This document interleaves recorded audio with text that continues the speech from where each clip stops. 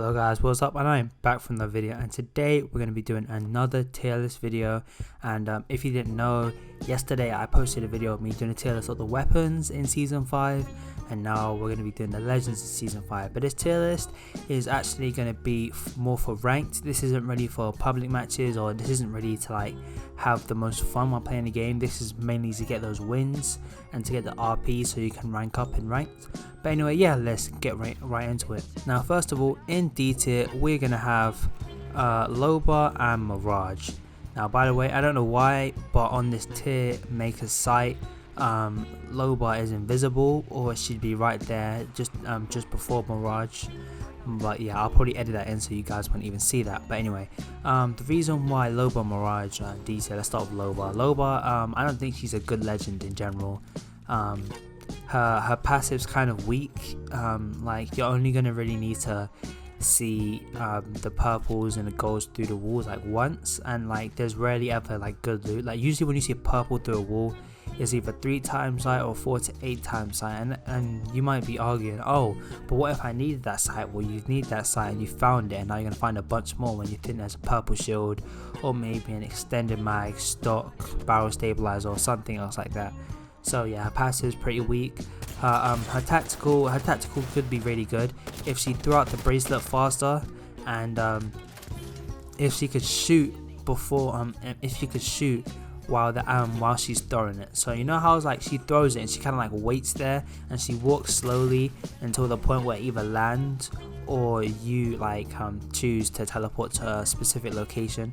I think like that whole period of time, that's a really long animation while you're like defenseless.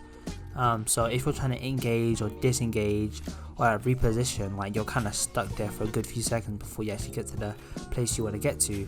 And like that's like just like the begin animation, and then you teleport, and then you grab, and then you make an X with your arms, and then you grab the bracelet and put it back on, and then you pull your gun back out. It's like basically the animation time on a bracelet is really long, and that's kind of what makes the tactical kind of like really bad.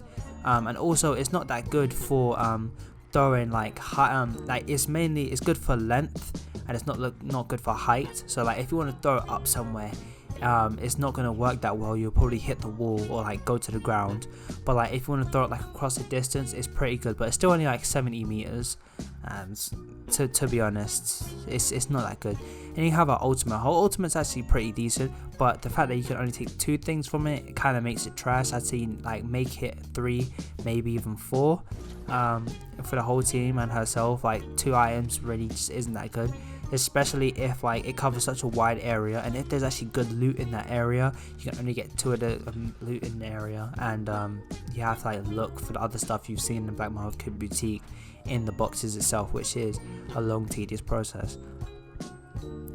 So like yeah, all these things like all parts of her kit are pretty weak, and the only team contribution she really has is, you could argue her passive, but her passive is pretty trash, and her ultimate's a team contribution, but it doesn't contribute to the team that much. So that's why I put Lobo in D tier.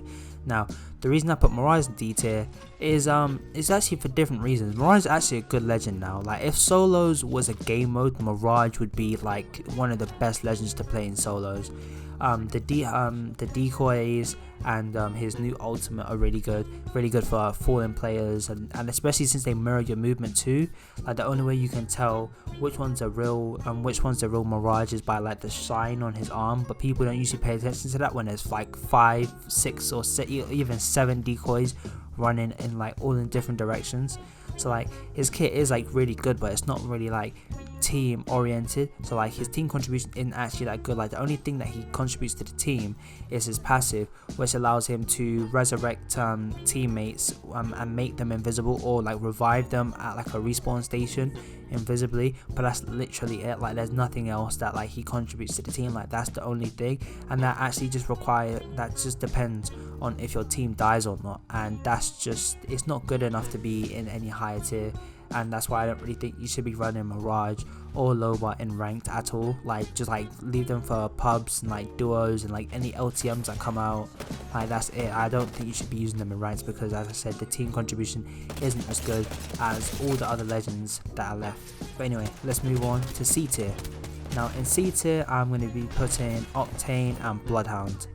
Now, once again, it's a similar situation with like the legends below, with like Mirage, because Octane, like with like the buffs that he's been getting since season 5 started, he actually is a good legend. And once again, he'd be really good in solos, but his team contribution once again isn't that good. Like his kit is strong, but it's strong for him.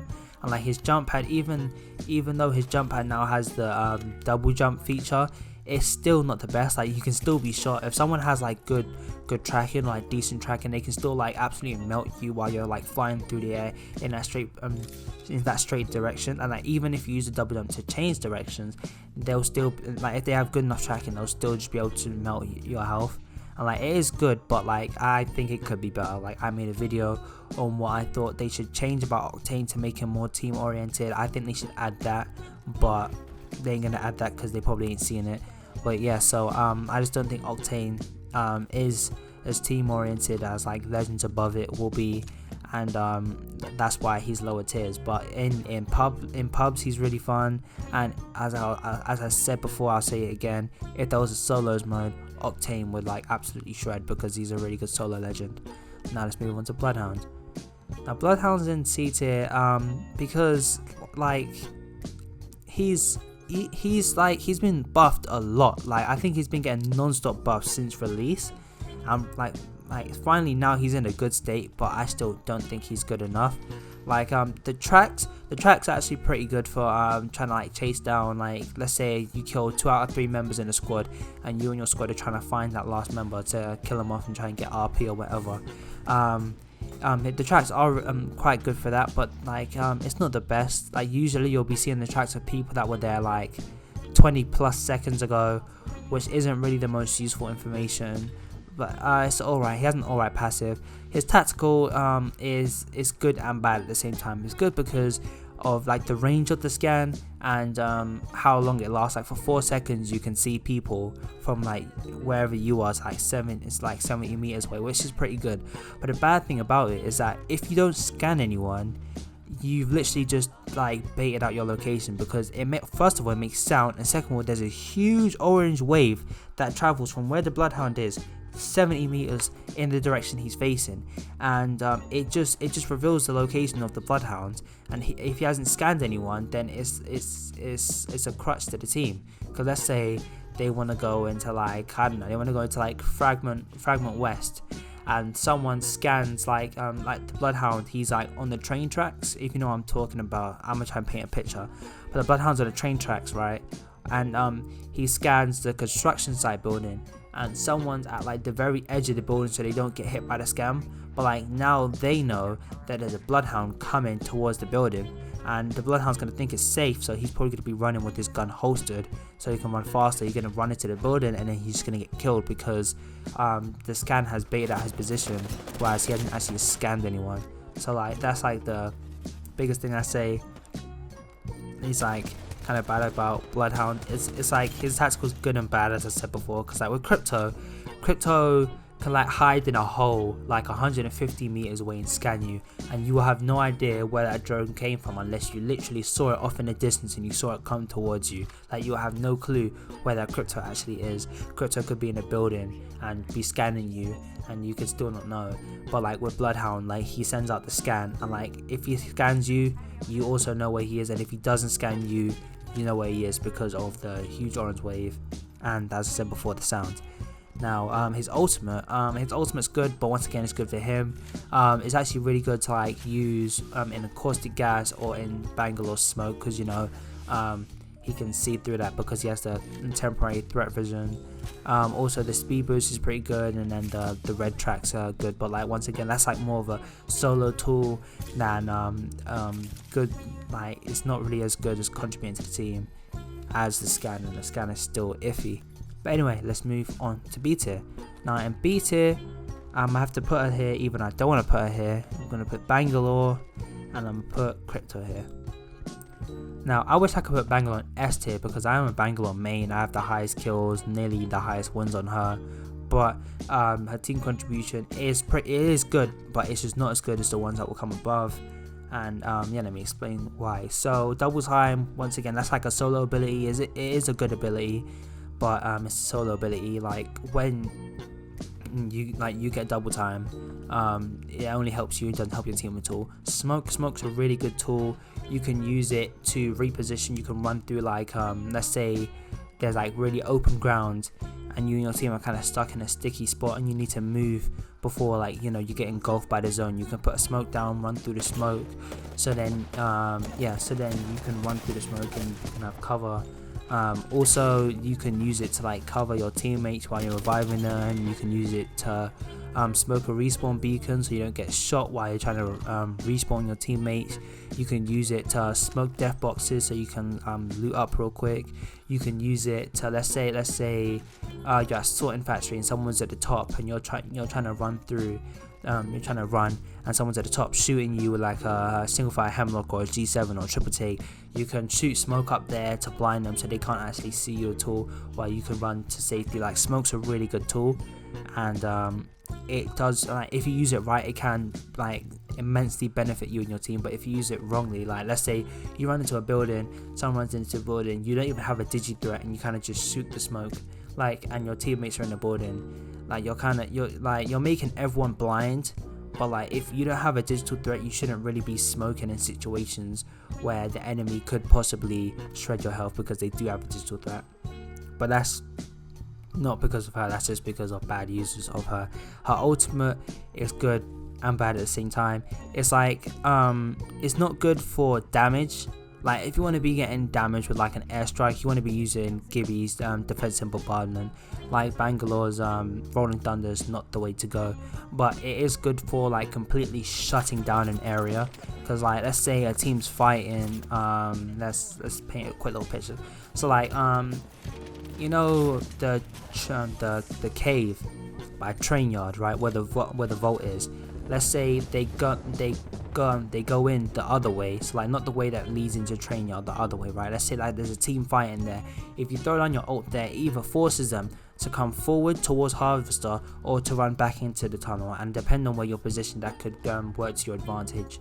It completely locks down that area, and like if you get stuck in it, you probably will get knocked. If you don't get knocked, you will get like severely damaged, and because of the shell shock effect, you'll be like, your vision will be kind of impaired, and you'll walk very, very slowly. So you can be beamed once all the explosions finish happening, and you're just like stuck there.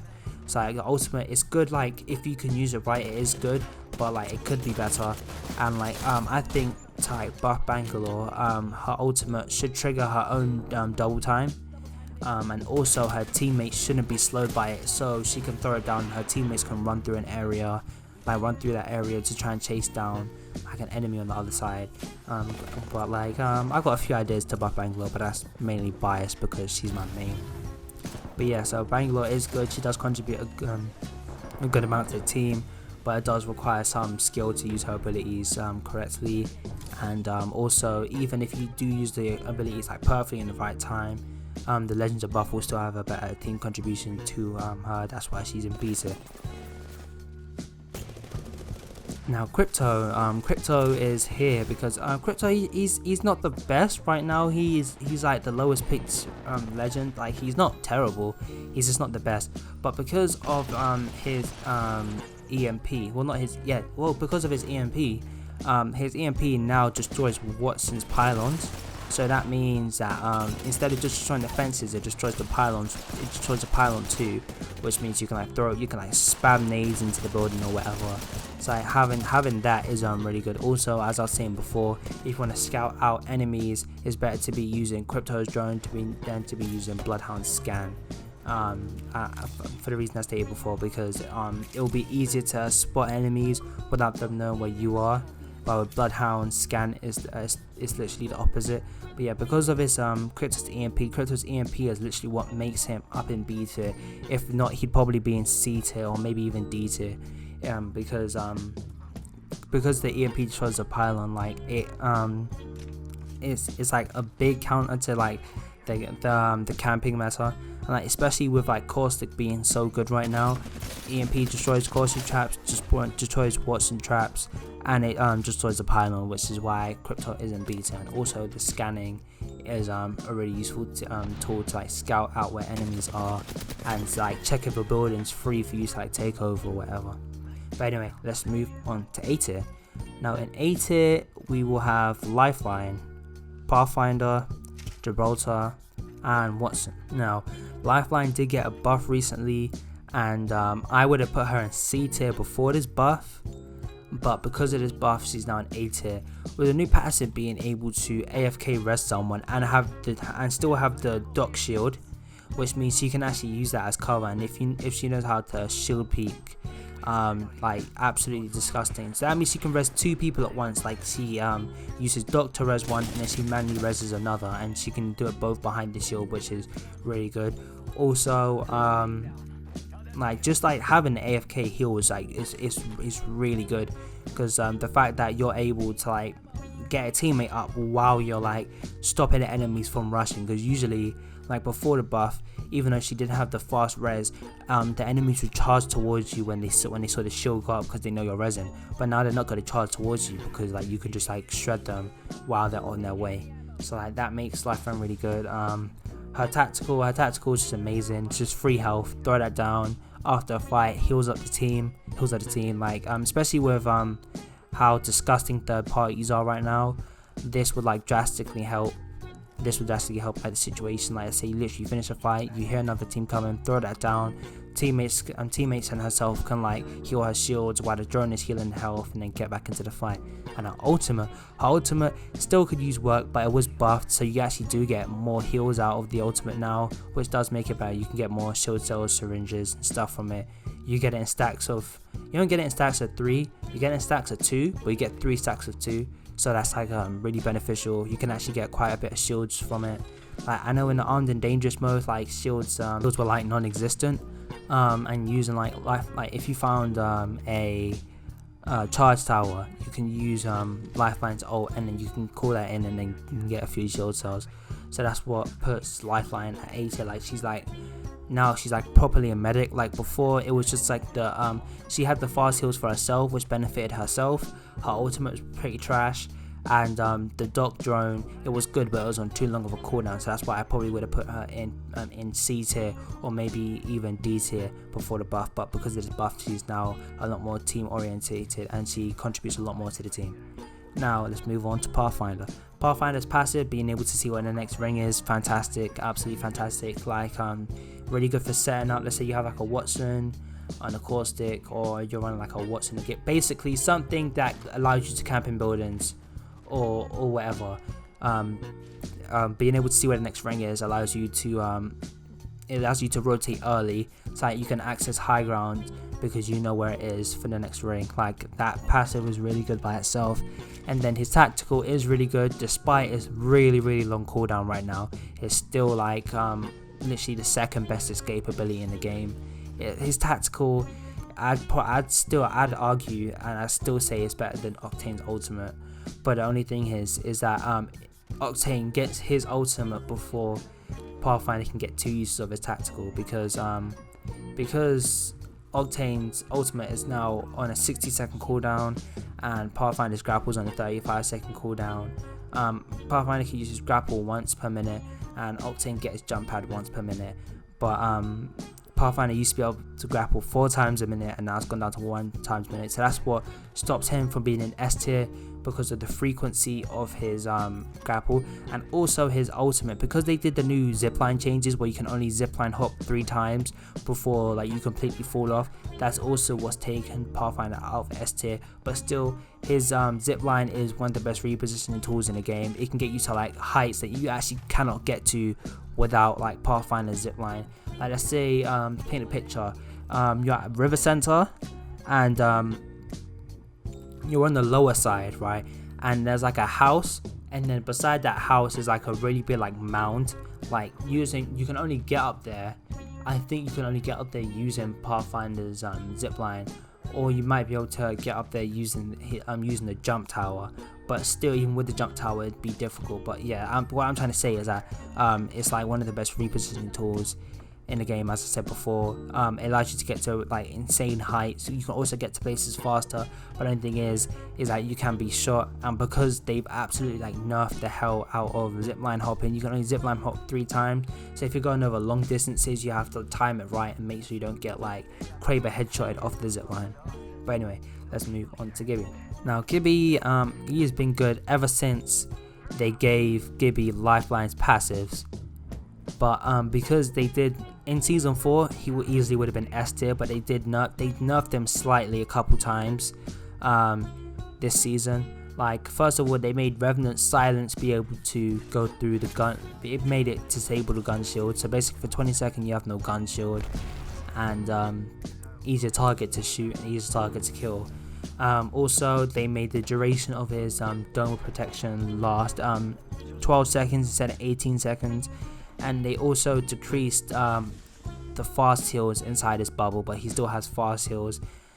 So that's why he's still in A tier. Team contribution is good. The gun shield is good for himself.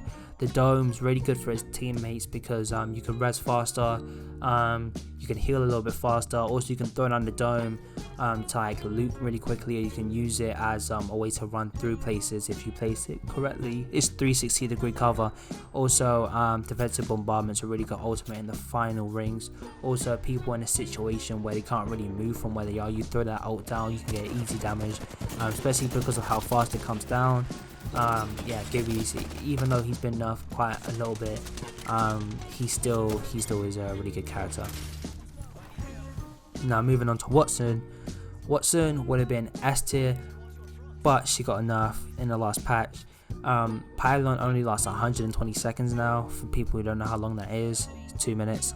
It used to be infinite until it got destroyed, or another pylon by that same Watson got placed. But now it has it only lasts for 120 seconds. Also, because of the fact that it can now be destroyed by Crypto's EMP, makes it a bit weaker. So you can now place down 3, but they all last 120 seconds each. So it's kind of iffy. It's like with these changes to her pylon, it kind of makes her lower down. So like I would argue, like in season 4, before they did the change to low profile. But if you don't know what I'm talking about, in season 4, I think after the King's Canyon split started, they did a change to all the profile legends. They made it so that anywhere the legend is shot counts for a body shot, unless it's the head, which obviously counts for a headshot. So that means if you shoot a Watson in the toe, it'd be doing the same damage as if you shot her in her chest. And yeah, because she has no escape abilities like Wraith or Pathfinder, this kind of made her a little bit worse to use. And then of course now with these changes to her ultimate, it kind of makes her a bit worse, which is now why I put her in A tier instead of, I would have put her in S tier in like the beginning of season 4. But anyway, let's move on to S tier. In S tier we'll have Wraith, Caustic and Revenant.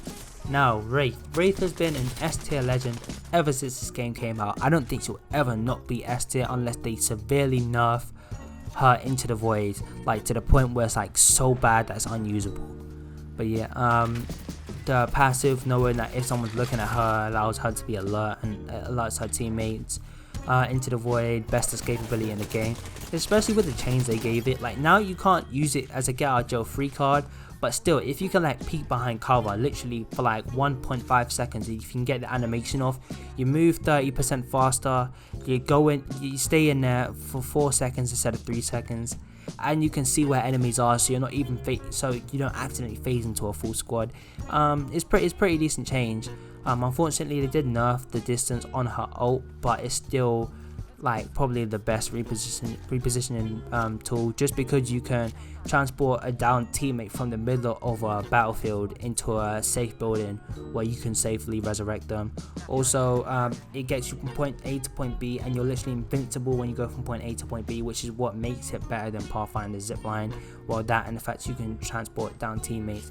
Even though Pathfinder can get to new heights, like that invincibility and the fact that you're able to get down teammates from point A to point B makes it an easy win for Wraith. But anyway, move on to Caustic. Now Caustic got the buff at the beginning of season 5, which made it so that his teammates do not get negatively affected by the gas.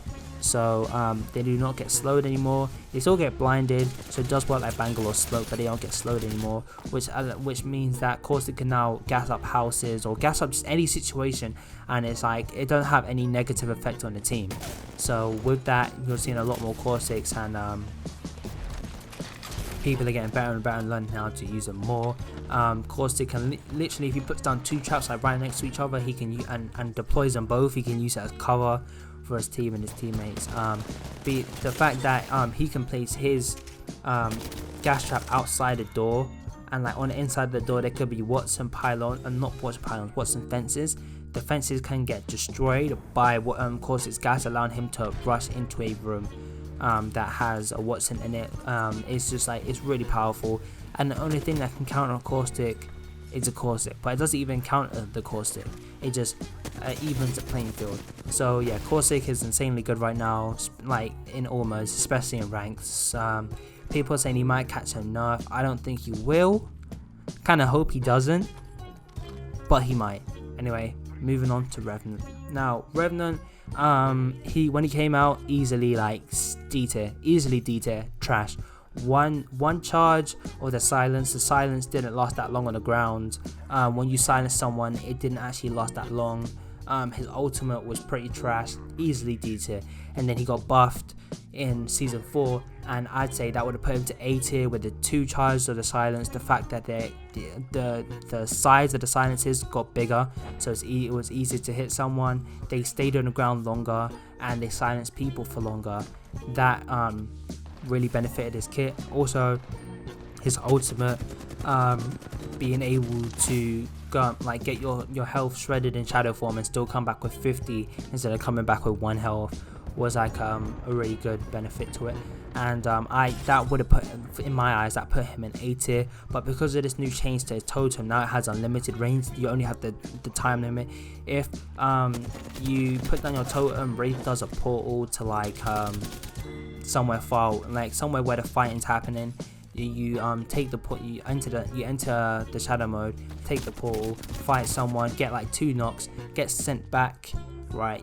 Like you can, and they won't really be able to like chase after you, because you can be like a million miles away, just because of how the death totem works right now. He is really good. Like right now, the meta is actually Caustic, Wraith, Revenant, just because Caustic, it's the Caustic gas, as I said before. Wraith because I don't think she'll ever not be meta, and Revenant because of the unlimited death totem range. So yeah, that's what I think. This is my opinion on the tier list for Legends in Ranked, and if you disagree, leave a comment below.